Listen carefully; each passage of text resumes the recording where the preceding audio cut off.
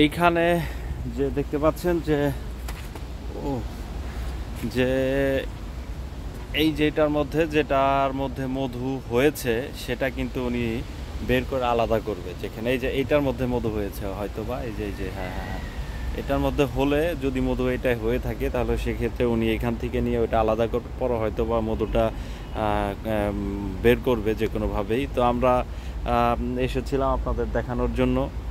তো আমি জানি না কেমন লেগেছে, কিন্তু আমার আজকে এই যে এখানে অনেক বছর পরে যে বলা একটা শাল দেওয়া, যে আমাদের মানিকগঞ্জের ভাষায় শাল খেয়েছি, আমার ঘাড়ের মধ্যে দিয়েছে। তো বুঝলাম না, তো এটা আমি ভাবছিলাম শিকারি মৌমাছি, তো আমার এই একটা দিয়ে দিল আর কি। যাই হোক, দিছে, অসুবিধা নাই। তারপরও আমি আপনাদেরকে চেষ্টা করলাম একটু দেখানোর জন্য।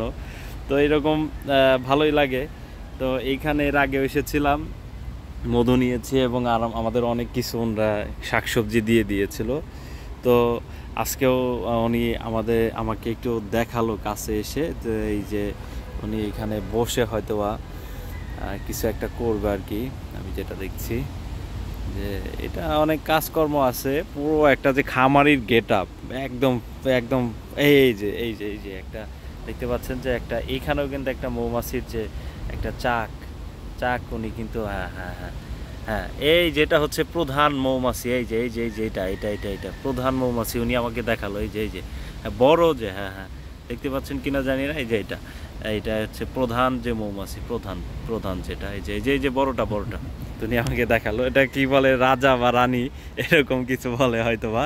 উনি আমাকে কিন্তু ওই যে এইটাই খুঁজলো যে এটার মধ্যে রাজাকে বা রানীকে এরকম বোঝাইলো আর কি।